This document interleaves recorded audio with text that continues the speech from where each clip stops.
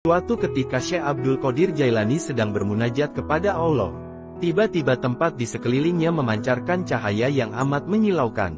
Dari cahaya tersebut datanglah suara memanggil namanya, "Hai Abdul Qadir, akulah Tuhanmu, aku datang kepadamu untuk menyatakan bahwa kini aku telah menghalalkan segala yang tadinya aku haramkan." Mendengar hal itu, Syekh Abdul Qadir berteriak membentak, "Ihsa, ya lien!" Yang artinya, "Keparat kau setan, enyah kau dari mukaku." Seketika padamlah cahaya yang menyilaukan itu. Datanglah suara merintih, katanya, "Ampunilah aku ya Syekh, Tuan telah terhindar dari godaanku.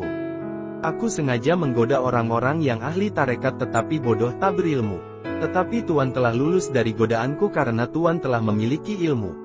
Ketika ditanyakan mengapa Syekh Abdul Qadir Jailani tahu bahwa hal itu suara setan, maka beliau menjawab, "Aku telah menghalalkan segala yang tadinya kuharamkan."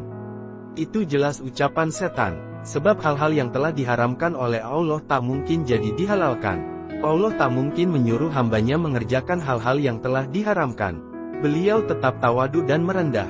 Beliau sama sekali tidak merasa bahwa keberhasilan mengalahkan setan adalah sebab beliau, akan tetapi sebab anugerah dan pertolongan Allah, sehingga pujian hanya milik Allah semata.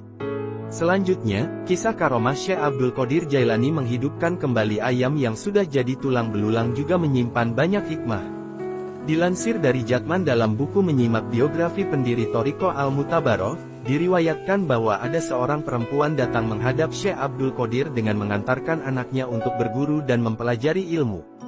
Kemudian Syekh Abdul Qadir memerintahkan agar si anak harus belajar dengan tekun mengikuti cara-cara orang salaf dan ditempatkan di ruang halwat.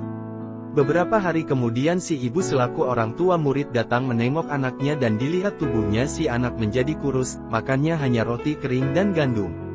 Si ibu kemudian masuk ke ruang Syekh Abdul Qadir dan melihat di hadapannya tulang-tulang sisa makanan daging ayam yang sudah bersih. Ibu tersebut berkata, "Menurut penglihatan saya, Tuan Syekh makan dengan makanan yang serba enak, sedang anak saya badannya kurus karena makannya hanya bubur gandum dan roti kering, kenapa ada perbedaan?" Mendengar perkataan itu lalu Syekh Abdul Qadir meletakkan tangannya di atas tulang-tulang ayam sambil berkata, "Kumi biisnillahi ta'ala alazi yuhil idama wahiyya ramiyim." Yang artinya, berdirilah dengan izin Allah, yang menghidupkan tulang belulang yang sudah hancur.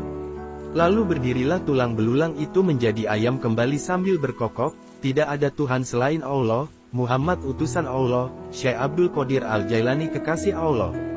Syekh Abdul Qadir lalu berkata pula kepada ibu dari muridnya tersebut, "Kalau anakmu dapat berbuat seperti ini, maka ia boleh makan seenaknya asal halal."